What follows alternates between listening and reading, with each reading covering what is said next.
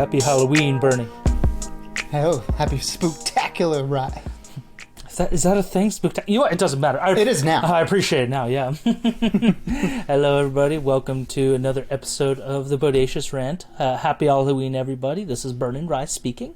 And, we're going to talk about an interesting movie that totally caught me by surprise in the theater in both a fantastic way and a horrifying way. And that is Edgar Wright's Last Night in Soho, which was completely under my radar for a bit, because I remember seeing the trailer a couple months ago and thought, yeah, this looks good. Like, Edgar Wright's doing a little different. He's been kind of messing with the genres a little bit, and I like it. He's branching out, so I respect that on him. But holy shit, this is the most right now. I mean, it's a little too early to say underrated, but this is like the most like subtle Halloween movie of the year. Like, perfect timing, genuinely scary.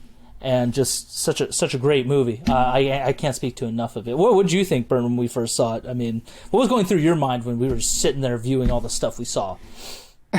Well, I mean, I remember when we talked about this movie, when we were talking about like some of the movies that we were anticipating, and we kind of went down like the list. And I remember Last Night in Soho was like in its early stages. You know, it had just been announced.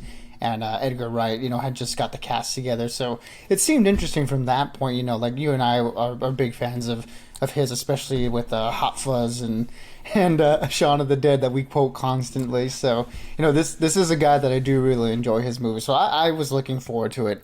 But when the trailers came out, I was like, like it didn't look like a typical Edgar Wright movie. Like, it seemed like very different. And like you said, he is playing with different genres now. Not that he hasn't dabbled in horror elements before. Like he's done it a little bit, of course in Shaun of the Dead, and then a little bit here in Hot Fuzz as well. Not as much as here, obviously, but he has dipped his toes into it a little bit, and it's pretty cool. I gotta say, like it is a very different movie than what we've seen from him before. But it seems like he's really embraced the psychological horror genre, which is a genre we don't really get much of lately, at least like in this like scale, like big Hollywood thing. Usually we get them from somewhere like A24 or like Annapurna, or because like Blumhouse, they usually do like a little bit more low budget horror movies. This one definitely has a little bit more of a budget to it, which was nice to see. I was gonna say Jordan Peele's got like kind of also introduced, like he's done more psychological horror as well besides those ones. I was just saying, at least Jordan Peele's also doing that, but keep going. Yeah, but for this movie, I really did enjoy it.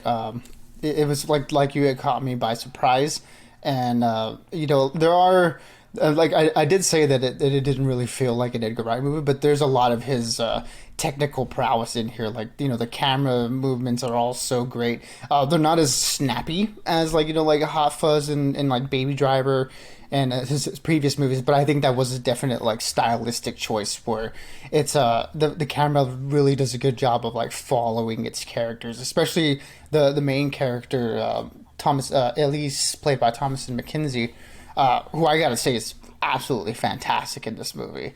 I remember, I think I've only seen her in Jojo Rabbit. I'm not familiar with her work outside of that, so she's relatively new to the scene. But I think she did a really great job. Almost like one of my favorite horror movie performances, where you really get to see like she does like sell that descent into madness so well. I don't know what you thought about her performance. I mean, this is a non-spoiler review, so I'm not going to dive into it too much. I just want to say I did see Edgar Wright's elements mostly in the score, just because, especially in like Baby Driver and stuff, he really has one of those directors that has a really good eye for or ear for music, and his cinematography, again, like you said, is very present here, and just his use of like just imagery. He there are some effects in this movie, given it's a horror movie, and I think for a horror movie he used those pretty damn well. They didn't feel like they were overused or something completely out of the ordinary. So I really like that. But I didn't expect it to be that scary. Just because I remember thinking, like, what the fuck did I get myself into watching this movie? But it was great. I loved it. Thomasin McKenzie, like you said, she was awesome.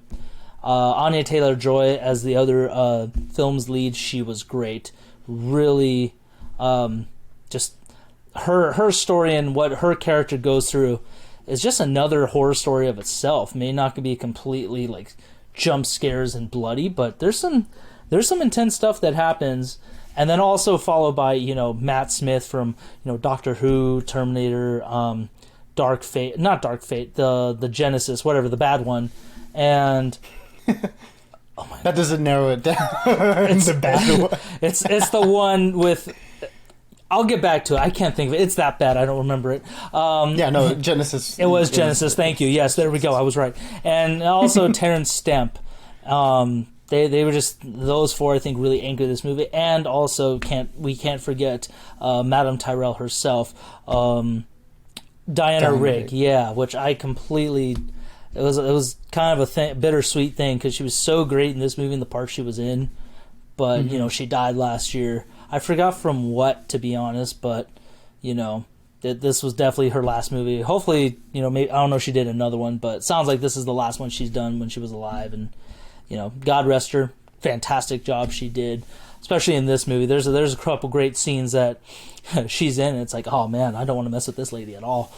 But yeah, I'm gonna give this movie a 5 out of 5. It completely caught me by surprise. It was genuine. This is the scariest movie I've seen all year. Just because this year has been lacking in horror a little bit, so I'm glad this kind of supplemented that for me. And just, I think it's just been like Candyman and Quiet Place Part 2. Yeah, those are great too. Those are genuinely like horror movies. Like I would say those are more like blood and guts horror. This was just like messing with your brain, complete psychological, like you said, descent into madness kind of horror, and just great twists. A lot of good little things here and there that really just make you think, like, oh my god, what is happening here? What is this? So yeah, 5 out of 5 for me. That it was pretty great. Nice. Yeah, I mean, Edgar Wright is a true master of his craft, and like you said, he does use the needle drops very effectively. Where as we were talking before, how James Gunn and Tarantino like to use their soundtracks. Edgar Wright really sort of choreographs the scenes to the music, and they dictate the pace of it. And this being a horror movie, there's a lot of pacing to be had to really amp up the scares and sell the dread and the terror that's going on screen. And I mean, he does that in almost every facet. And of course, it's anchored down by the two great central performances by Thomasin McKenzie and Anya Taylor-Joy, who are both this is very much Thomasin McKenzie's movie, but whenever Anya Taylor-Joy is on screen, she really takes the movie over, and we're just like Thomasin, we just want to see more of Anya. and yeah, like you said, Terrence Stamp and Diana Rigg, here they give really good performances. Really, everyone does a good job of selling their characters in this movie. So yeah, I mean, I won't go quite as high as you. This isn't one of my favorites of the year. It's up there, but I wouldn't say it's number 1 or 2 or anything like that. But I think it would probably be in the top 10 for sure. I can see this being in a lot of people's top 10 at the end of the year. So for me, it is going to be a 4 out of 5. It was such a stressful time watching this movie for me. I will say, I wasn't expecting them to lean into that much of the horror elements. Judging from the trailers and having seen a lot of Edgar Wright movies in the past, so I was completely unprepared. So just for that, I got to tip my hats off to him, and I'm excited to see what he does next. I respect that rating. Yeah, it was definitely quite a throw ride, and also just stress. I feel like I felt like Terrence Stamp at the end of it, just gray and just you aged physically yeah. in your seat. I mean, this is super late, but I just want to say Edgar Wright's movie Last Night in Soho, guys. It's out in theaters everywhere. We saw it in Dolby, so I definitely recommend it. Theaters only, too. Basically, also, we probably should have said this at the beginning, but it's about a girl who goes to the London Arts Academy of Fashion, and she just gets caught up in a whole spiritual journey when she moves into this apartment, and she peers into this woman's life in the past. So that's basically essentially it. And again, the horror aspect totally I did not see it coming. So I highly recommend you guys go see this as soon as you can, just because it's worth it. Especially if you're looking for a good scare. Now that Halloween, is kind of passing, this is worth it for sure.